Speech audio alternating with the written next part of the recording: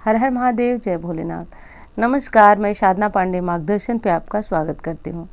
दोस्तों, आज मैं बात करने वाली हूँ कि देवादिदेव महादेव भोलेनाथ की पूजा सावन में आप सभी कर ही रहे होंगे, तो कैसे करना चाहिए। और पार्थिव शिवलिंग बना करके घर में पूजन करने का तो अपना महत्व ही अलग है। तो घर में यदि कोई छोटा सा शिवलिंग है तो आप उनका पूजन कैसे करें, पार्थिव शिवलिंग बना करके पूजन कैसे करें, तो ये संपूर्ण विधि जो है इस वीडियो में जानेंगे।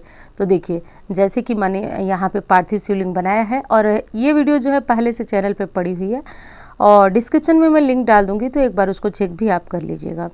तो देखिए, पार्थिव शिवलिंग मैंने बना लिया है, इसलिए इसकी वीडियो रिकॉर्ड नहीं की क्योंकि पहले से वीडियो पड़ी हुई है। तो देखिए, इस तरह से छोटा सा पार्थिव शिवलिंग बना लीजिए। अच्छा, पार्थिव शिवलिंग की विशेषता ये होती है क्योंकि इसका निर्माण हम करते हैं, तो हमारे द्वारा निर्मित होने के कारण इस शिवलिंग की पूजा पाठ सबका महत्व बहुत ज़्यादा बढ़ जाता है। तो देखिए, इस विधि से जो है आप निर्माण कर लीजिए। और कुछ सामग्री की बात करती हूँ। तो देखिए, भगवान भोलेनाथ की पूजा में तो आप सभी जानते हैं कि बहुत कोई ज़्यादा सामग्री नहीं लगती है, बहुत कोई महंगी सामग्री नहीं लगती है, लेकिन हाँ, कुछ चीज़ें लगती हैं। जैसा कि आप देख लीजिए, ये है शहद, ये आकड़े का फूल, ये बेलपत्र, ये गौरी जी को समर्पित करने के लिए सिंदूर, धूप बत्ती, ये सफ़ेद चंदन है, भस्म है, इत्र है, और इधर आप देख सकते हैं समी की पत्तियाँ, समी के फूल हैं, ये आकड़े का फूल है। तो जो भी चीज़ें आपको मिल सके तो वो ले लीजिए। ये अभिषेक करने के लिए जो है कि दूध है, दही है, और यहाँ पे ये घी है। तो ये सारी चीज़ें जो है आपको भी पता है कि अभिषेक में प्रयोग आने वाली हैं। और ये देखिए, अक्षत है जो कि ज़रूर चढ़ाना चाहिए क्योंकि हर गृहस्थ धर्मी को लक्ष्मी चाहिए ही चाहिए, तो अक्षत जो है ज़रूर चढ़ाना चाहिए। और काले तिल और चावल, ये भी भोलेनाथ को चढ़ाया जाता है, तो ये भी ले लें। जैसी अपनी मतलब ज़रूरत हो उसी के अनुसार जो है हम पूजा विधि इत्यादि ये सारी चीज़ें लेते हैं। तो सामान्यतया ये चीज़ें ले लें। घर में जो भी चीज़ें भोग प्रसाद के लिए उपलब्ध हो वो रख लें। और कुछ फल जो कि मौसम के फल होते हैं वो भी आप रख सकते हैं। तो बस यही सारी चीज़ें हैं जो कि बहुत ज़्यादा तो नहीं है, रख लीजिए। एक दीप जो है हम ज़रूर रखते हैं किसी पूजा पाठ में। तो चलिए, अब पूजा शुरू करते हैं। ये तो सामग्रियाँ हो गई, सारी चीज़ें हो गई। और हाँ, देखिए, एक चीज़ तो मैं दिखाई नहीं, ये जल है। जैसे कि इसमें पहले गंगा जल मिलाइए, फिर साधारण जल मिलाइए और बस पूजन कर डालिए। अब कुछ लोगों का प्रश्न ये होता है कि हम जो पार्थिव शिवलिंग बनाते हैं तो वहाँ पे क्या गौरी गणेश की स्थापना करनी चाहिए या नहीं। तो आपकी इच्छा हो तो कर सकते हैं, नहीं तो मानसिक तौर पे आप जो है गौरी गणेश और भोलेनाथ का आह्वान किया जाता है, क्योंकि ये शिवलिंग जो है प्राण प्रतिष्ठित नहीं है, हमने बनाया है, तो इसमें आह्वान करना बहुत ज़रूरी है। तो ऐसा कर लीजिएगा।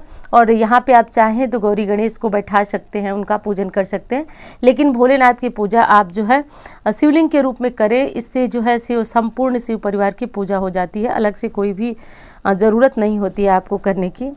तो चाहे तो गौरी गणेश बैठाएं, चाहे तो शिव जी की एक फ़ोटो रखें, चाहे तो आप सिर्फ शिवलिंग बना करके या फिर घर में जो शिवलिंग है उनका पूजन कर सकते हैं। नर्मदेश्वर शिवलिंग रखते हैं हम, पारद का शिवलिंग रखते हैं, पीतल का रखते हैं। जिस किसी भी प्रकार का आपका शिवलिंग हो उनका पूजन जो है आप कर लें। पार्थिव शिवलिंग बनाते हैं तो ज़्यादा विशेष है। और हाँ, ये पूजा विधि आप सावन की शिवरात्रि पे भी कर सकते हैं। तो बहुत महत्वपूर्ण और विशेष चीज़ें मैं बताने जा रही हूँ। एक चीज़ और बताऊँगी आपको वीडियो में कि किस प्रकार आपकी मनोकामनाएं पूर्ण होंगी क्या चढ़ाने से। तो वीडियो में अंत तक बने रहिएगा, उससे आप जान पाएंगे कि क्या चीज़ें चढ़ाने से सावन में आपके मन की इच्छा पूर्ण होगी। तो चलिए, सबसे पहले देखिए, थोड़ा सा अक्षत रखेंगे, दीप जी को जगह देंगे, दीपक को स्थान देंगे, सम्मान देंगे। तो ऐसा करना बहुत ज़्यादा ज़रूरी है। दीपक प्रज्वलित कर लीजिए। दीपक प्रज्वलित करने के बाद ही हम कोई भी पूजा पाठ आराधना जो है शुरू करते हैं, क्योंकि ऐसी मान्यता है कि जो भी पूजा पाठ हम करते हैं वो हमारे कर्मों का साक्षी दीपक होता है। तो जो भी पूजा करते हैं, मंत्र जपते हैं, तो सबका साक्षी दीपक होता है। इसलिए ऐसी मान्यता है कि दीपक सर्वप्रथम प्रज्वलित कर लेना चाहिए। और आप एक चीज़ तो जान जाइए, दीपक को कभी भी नीचे न रखिए बिना स्थान दिए। तो देख लीजिए, अब एक चीज़ आपको बताती हूँ कि सर्वप्रथम बहुत ज़्यादा कन्फ्यूजन होता है किस चीज़ से अभिषेक करें। तो ये चीज़ ध्यान रखिए कि सर्वप्रथम जलाभिषेक होगा। और जलाभिषेक करते समय आप किसी भी मंत्र का, जो भी मंत्र आपको लगे वो मंत्र का जाप आप जो है वो कर लीजिए।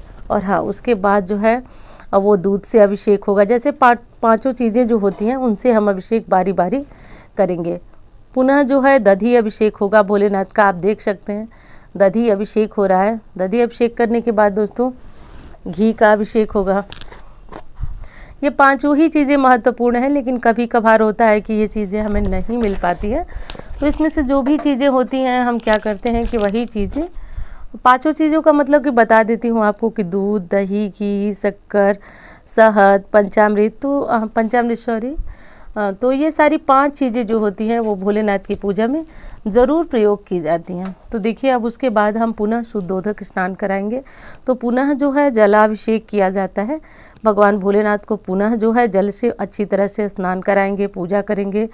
तो स्नान हो चुका है, अब इसके बाद हम क्या करेंगे कि अब श्रृंगार की चीज़ें चढ़ाएंगे। तो देखिए श्रृंगार में क्या होता है, तो श्रृंगार में होता है भोलेनाथ का श्रृंगार। तो उसके लिए सबसे पहले जो ज़रूरी चीज़ है वो है वस्त्र। तो देखिए वस्त्र, यदि आप कोई कपड़ा लाए हैं तो वस्त्र स्वरूप चढ़ा सकते हैं, नहीं तो शास्त्रों में कहा गया है कि मौली जो धागा होता है, आप देख सकते हैं ये धागा, तो मौली धागे को हम वस्त्र ही मानते हैं। देखिए ऐसे लपेट लीजिए, ऐसे कर लीजिए, मोड़ लीजिए और मोड़ करके वस्त्र स्वरूप जो है भोलेनाथ को समर्पित कीजिए। समर्पित करने के बाद दोस्तों अब होगा उनका श्रृंगार। तो जैसे कि श्रृंगार में भस्म उन्हें बहुत ज़्यादा प्रिय है। एक चीज़ मैं बताती हूँ दोस्तों कि यदि वर्षों से आपके काम पूर्ण नहीं हो रहे हैं तो आप भस्म चढ़ाना शुरू कीजिए। मात्र 31 दिनों में व्यक्ति को सकारात्मक परिणाम देखने को मिलता है। अब आप सोचेंगे भस्म की इतनी विशेषता क्यों है, तो देखिए शिव पुराण में बताया गया है कि माता पार्वती का शरीर जब जलकर भस्म हुआ तो भोलेनाथ उसी समय से उन्हीं की शरीर की राख लगाना शुरू किए, इसलिए ही वो तभी से वो भस्मधारी कहलाने लगे, भस्म लगाने लगे। इसलिए इस कलयुग में भी जो भी भक्त उन्हें भस्म समर्पित करता है उसके ऊपर उनकी विशेष कृपा होती है। तो भस्म कैसे समर्पित किया जाता है ये तो मैं आपको बता चुकी हूँ। त्रिपुंड भी बना सकते हैं, ओम बना सकते हैं और इस तरह भी आप जो है समर्पित कर सकते हैं। अब अगली चीज़ है दोस्तों कि सफ़ेद चंदन। तो सफ़ेद चंदन आप कैसे समर्पित करेंगे, तो आप ओम बना सकते हैं, लेकिन जैसे कि ये शिवलिंग जो है मिट्टी का शिवलिंग है, पार्थिव शिवलिंग है, तो आसान नहीं है ओम बनाना, लेकिन जैसा आपको लगे वो कर लीजिए, बना लीजिए। उसके बाद एक चीज़ बताऊंगी मैं आपको कि अक्षत जो है 21 दाने गिन करके, चाहे सावन का सोमवार हो या फिर सावन की शिवरात्रि हो, 21 दाने यदि आप अक्षत गिन करके चढ़ाते हैं तो अखंड लक्ष्मी की प्राप्ति मात्र 41 दिनों के अंदर अंदर आपको देखने को मिलती है। तो आप ऐसा ज़रूर कीजिएगा। और हाँ, यदि संतान उत्पत्ति नहीं हो रही है, बाधा आ रही है किसी भी प्रकार की संतान उत्पत्ति में, तो आप एक काम कर लीजिएगा, भोलेनाथ को 21 दाने जौ के ज़रूर चढ़ाइएगा। अब ये है दोस्तों इत्र जो है हम जो भगवान भोलेनाथ को वस्त्र समर्पित किए हैं उसी के ऊपर चढ़ा देंगे। तो 21 दाने जो है शहद जौ के चढ़ा दीजिएगा। और अब चढ़ाएंगे हम भोलेनाथ को बिल्वपत्र। तो देखिए बिल्वपत्र जितना मिल सके, जो मिल सके आप जो है वो चढ़ा दें, अपनी तरफ इसकी डंडी कर लें और आप आराम से चढ़ा दें। ऐसे चढ़ा करके आप जो है भोलेनाथ से प्रार्थना करें कि हे भोलेनाथ हमारे जीवन से कष्ट, संकट और सभी समस्याएं दूर करें।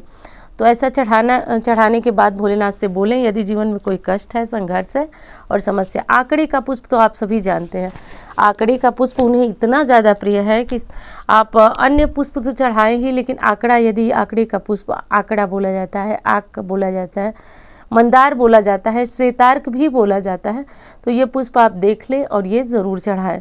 तो ये चढ़ाएं, इससे जीवन की समस्त कामनाएँ तो पूर्ण होती ही हैं और कष्ट भी दूर होता है। अब ये देखिए शमी पत्तियाँ, ये भी भोलेनाथ को समर्पित करें। और ये शमी का पुष्प थोड़ा सा सूख गया है तो ये भी उन्हें ज़रूर समर्पित करें। अब एक चीज़ और बताती हूँ दोस्तों कि यदि जीवन में आपके लगातार संघर्ष आ रहा है तो आप नाग केसर के फूल आते हैं, बाज़ार में आपको आराम से मिल जाएगा।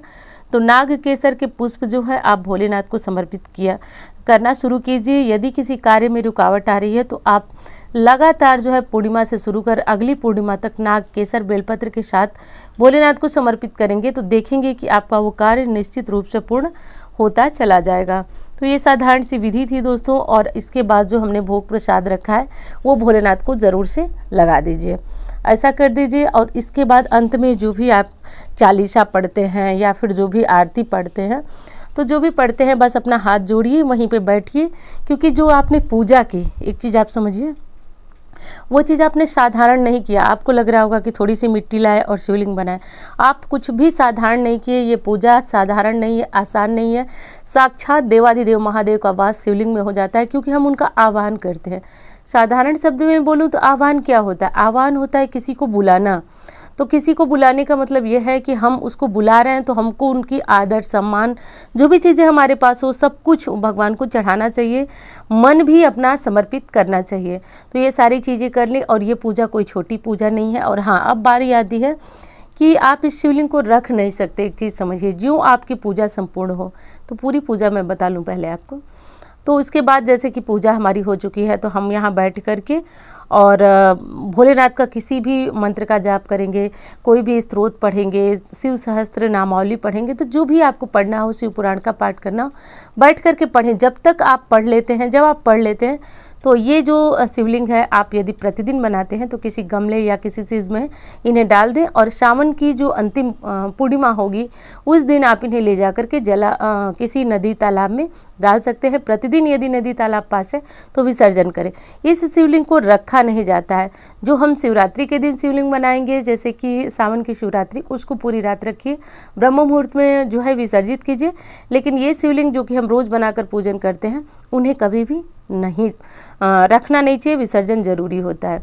घर में यदि नर्मदेश्वर शिवलिंग है, पारद शिवलिंग है, पीतल का शिवलिंग है, जिस किसी भी धातु का शिवलिंग है, तो आप उनका पूजन करें। वो विसर्जन नहीं होते हैं, तो आप जानते ही हैं।